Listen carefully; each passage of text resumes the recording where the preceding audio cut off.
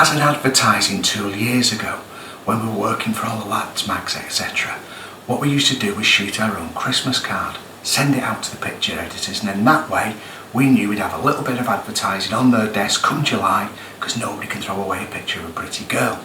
However, as time rolls forward, what's happened is the Damian McGillicuddy behind the scenes Christmas shoot has become de rigueur, and everybody in the office now thinks it's a tradition. I, obviously, am a little bit bar humbug. So, I came up with a cunning plan. Instead of building a set this year in Oak Base, I thought what we'd do was we'd shoot it in McGillicuddy Towers. That way, all my friends, staff and assistants have been round here and they've put the decorations up for me. So it's a win-win situation. I get the house decorated, you lot get to see a behind the scenes thing. So it's a Merry Christmas for both of us. Let's see what we're going to do this year. Right, so you know, with me, shoot concept is really important, and we've had such a brilliant time with the big shoots and the workshops and the digital imaging roadshows we've done in 2015. I thought we'd take a picture asking Santa to help everybody in the new year with all the right things just to make their photographic year brilliant. So we've written to Santa and we've asked for a beautiful subject to shoot. Hopefully that'll appear under everybody's tree, and we've asked him for the best edutainment in the industry so we can help you next year get the very best out of your photography and take your photography to where you want it to go in 2016. So this is our Christmas present from Team McGillicuddy and Olympus to you.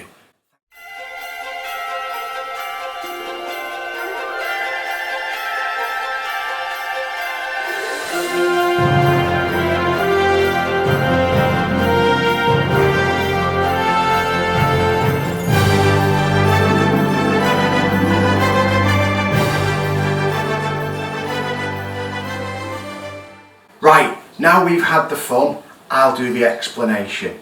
This is our key light, key accent light a little bit. We wanted to create a lovely, warm, Christmassy, happy feeling, totally opposite to the real me.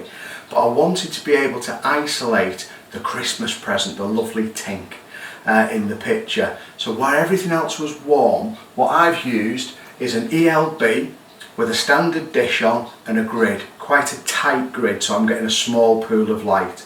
And we've put a colour temperature blue, a CTB light gel over the light, and that's giving us the cool, calm, cold, almost like moonlight through the door light that we're using to bring our eye to her as a primary and important focal point within the picture. So that's the key.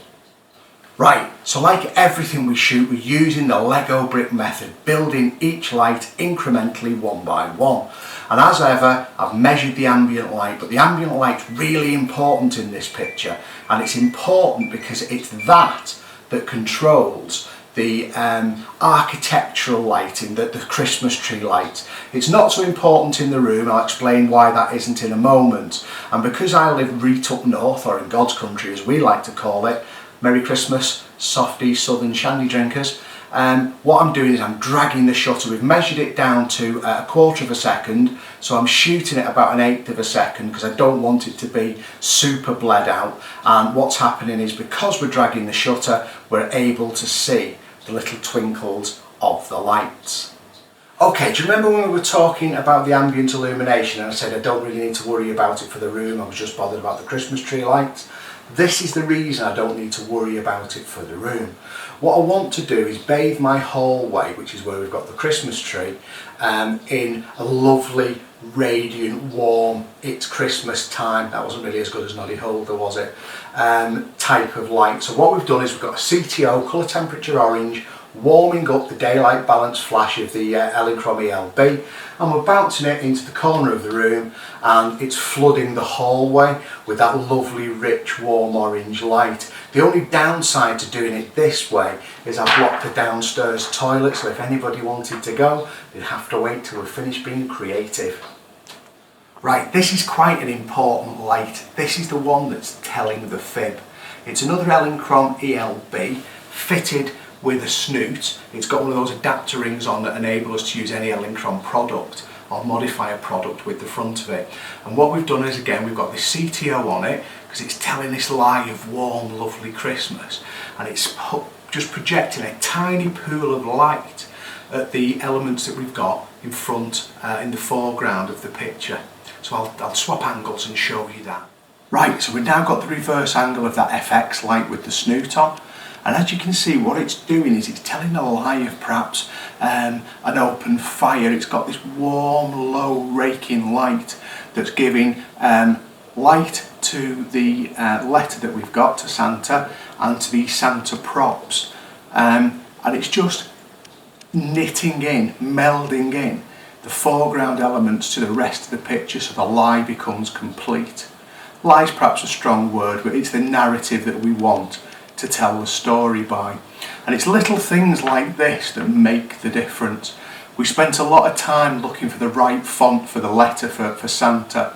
I don't know if you can see, if I pull this away now, we spent a long time positioning this so we got the right effect, or the effect that I was after in the picture, and we've used the handy Sky remote as a ramp to elevate the letter up so we can make sure that in the finished picture we can read it.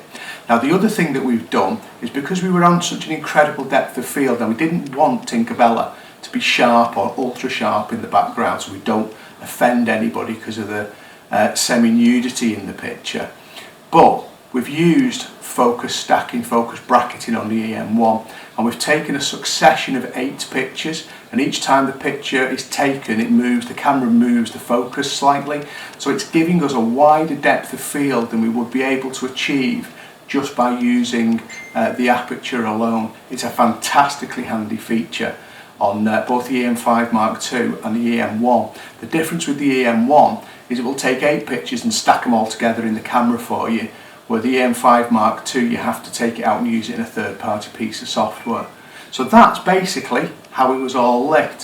1, 2, 3 additional lights, 3 supplemental lights in the form of the ELBs, and the natural ambient light from the decorations. And it's as simple as that. The Lego brick system works beautifully, building each light one step at a time. So, from my point of view, if you want to see how it's really done, come and join us on a workshop next year. Love to have you there, love to share some time and some techniques with you. Merry Christmas, have a fantastic holiday season to you and yours. Right, I hope you appreciate, because we're really organised. We're actually in the Seychelles and it's July. We're doing this ahead of schedule, so we're really sweating just for you. So from Team McGillicuddy, we'd like to say Merry Christmas. Oh, join in, you miserable. Merry Christmas. I didn't say a swear word.